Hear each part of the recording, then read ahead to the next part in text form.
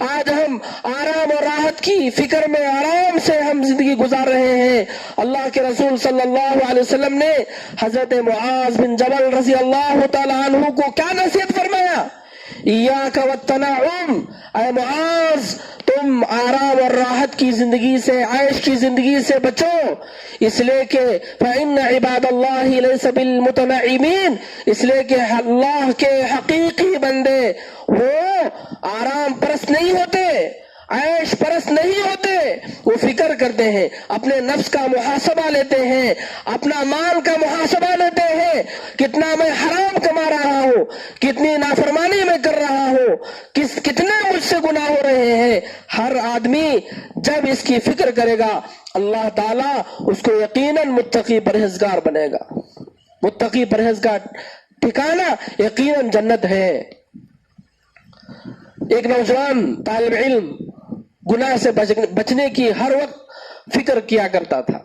ایک نوجوان تھا تو مدرسے میں پڑھنے کے دوران وہ مسجد میں رہا کرتا تھا۔ پہلے زمانے میں مدرسے بڑے بڑے نہیں تھے، کمرے نہیں تھے، مدرسے کے اندر کھانے کا انتظام برابر نہیں تھا۔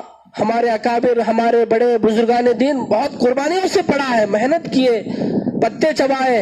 تو اس زمانے میں مسجد میں وہ طالب علم رہا کرتا تھا، مسجد میں کھانا پینا، مسجد میں سونا، مطالعہ، کتاب پڑھنا، سب کے اندر ایک چراغ جلا کر وہ نوجوان طالب علم چراغ کی روشنی میں کتاب پڑھ رہا تھا۔ اس وقت وہاں حالات ٹھیک نہیں تھے، رات کے اندر وہاں ایک عورت بھٹکتی ہوئی، گھبراتی ہوئی وہ مسجد کے اندر آ پہنچی، اور وہ ایک نوجوان طالب علم وہی اکلا تھا وہاں پر۔ اس عورت نے بتایا کہ دیکھو باہر جھگڑا ہو رہا ہے، حالات ٹھیک نہیں ہیں، اختلافات ہیں، تو میں یہاں رات میں گزار کر، یہاں رہ کر میں صبح میں چلے جاتی ہوں۔ وہ بندہ پوری تفتیش کر کے نوجوان اس کو وہاں پر رہنے کی اجازت دے دیا، کونے کے اندر اس کو بٹھا دیا۔ تو رات میں وہ نوجوان کتاب پڑھ رہا تھا، عورت کونے کے اندر سوئی ہوئی تھی، لیٹی ہوئی تھی۔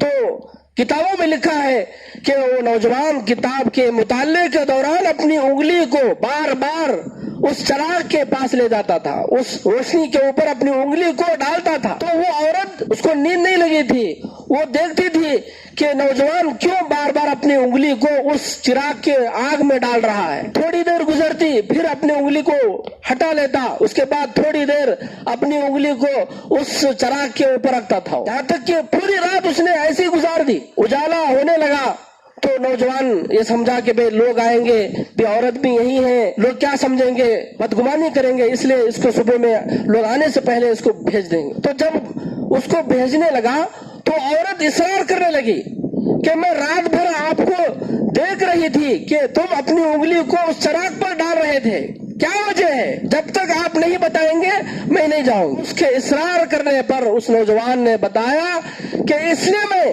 اپنی انگلی کو رات میں اس چراغ کے آگ میں رکھتا تھا کہ میرے دل کے اندر گناہ کا وسوسہ پیدا ہوتا تھا کہ یہاں پر کوئی نہیں ہے، ایک عورت ہے، اس سے بدکاری کر لے، اس سے منہ کالا کر لے۔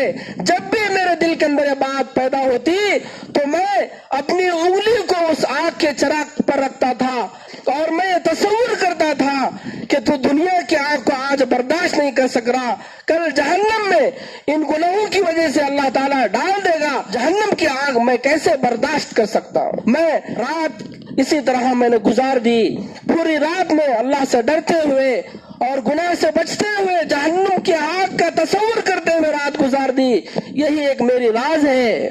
اللہ اکبر۔ گناہ سے بچنے والوں کو اللہ تعالی ہر تنگی سے، ہر مصیبت سے، ہر گناہ سے بچنے کا راستہ مہیا کرتے ہیں۔ وَمَن يَتَّقِ اللَّهَ يَجْعَل لَّهُ مَخْرَجًا، جو اللہ سے ڈرتا ہے، خوف کرتا ہے، اللہ تعالیٰ اس کو اس گناہ سے، اس مصیبت سے چھٹکارا عطا کرتے ہیں۔ حدیث میں آتا ہے، اللہ کے رسول ارشاد فرماتے ہیں، من لزم الاستغفار جعل اللہ له فی کل ضیق مخرجا، بندہ استغفار کو لازم کر لیتا ہے، یعنی توبہ کے دروازے کو اپنے اوپر کھول لیتا ہے، استغفار ہمیشہ استغفار میں گناہ سے توبہ کرتا رہتا ہے، تو حدیث میں آتا ہے اللہ تعالیٰ اس کو ہر تنگی سے نکلنے کا راستہ دیں گے۔ دوسرا فائدہ حدیث میں ہے، اللہ کے رسول نے ارشاد فرمایا من کل ہم فرجا، کہ ہر مصیبت سے ہر غم سے نجات دیں گے۔ تیسرا فائدہ اللہ کے رسول ارشاد فرماتے ہیں وَيَرْزُقُهُ مِنْ حَيْثُ لَا يَحْتَسِبُ، کہ اللہ اس طرح اس کو روزی دیں گے کہ اس کو گمان بھی نہیں ہوگا کہ روزی کس طرح میری زندگی میں اتر رہی ہے، میری زندگی میں برکت کیسے آ رہی ہے، بندے کو گمان بھی نہیں چلتا۔ توبے کی برکت سے 3 دروازے اللہ تعالیٰ بندے پر کھولتے ہیں استغفار کو لازم پکڑنے سے۔ استغفار کے معنی کیا ہے؟ اللہ سے توبہ کرنا، استغفر اللہ الذی لا الہ الا هو الحی القیوم واتوب الیہ، یہ توبہ مختصر توبے کا کلمہ ہے، استغفر اللہ ربی من کل ذنب واتوب الیہ۔ ان کلمات کو اللہ کے رسول صلی اللہ علیہ وسلم بھی دن میں 100 مرتبہ پڑھا کرتے تھے۔ اللہ کے رسول خود ارشاد فرماتے ہیں کہ میں روزانہ اللہ تعالیٰ سے 100 سے زائد مرتبہ توبہ کرتا ہوں۔ سبحان اللہ! دیکھو ہمارے آپ کے آقا صلی اللہ علیہ وسلم، محبوب مجتبی، محبوب کبریا، سرکار دو عالم، محسن انسانیت، فخر دو عالم محمد صلی اللہ علیہ وسلم کا یہ حال ہے کہ وہ روزانہ 100 سے زائد مرتبہ اللہ سے توبہ کرتے تھے، حالانکہ گناہ انبیاء سے نہیں ہوا کرتے، اور ہمارے آقا صلی اللہ علیہ وسلم تو تمام نبیوں کے سردار تھے، اس کے باوجود گناہ سے توبہ کر رہے ہیں۔ اور ایک حدیث میں آتا ہے اللہ کے رسول خود ارشاد فرماتے ہیں کہ میں اللہ سے دن میں 70 سے زائد مرتبہ توبہ کرتا ہوں۔ اللہ اکبر! کتنی بڑی عبرت کی بات ہے، اللہ کے رسول سے گناہ نہیں ہوتے لیکن گناہ سے توبہ کرتے ہیں۔ نیکیوں کا کمال یہی ہے، اللہ کے نیک بندوں کا کمال یہ ہے کہ وہ نیکیاں کر کے بھی گناہ سمجھتے ہیں، نیکیاں کر کے بھی اپنے آپ کو کمال نہیں سمجھتے، اپنے آپ کو بڑا نہیں سمجھتے۔ آج ہم ایک وقت کی نماز پڑھتے ہیں تو ہم سمجھتے ہیں کہ مسجد میری ہے، آج ہم 2 وقت کی نماز پڑھتے ہیں، ہم سمجھتے ہیں کہ پورا گاؤں میرا ہے، آج ہم سمجھتے ہیں کہ اگر ہم کچھ دیر کے لیے تعلیم کر لیے، گشت کر لیے، کچھ اعمال کر لیے تو ہم اپنے آپ کو سب کچھ سمجھتے ہیں۔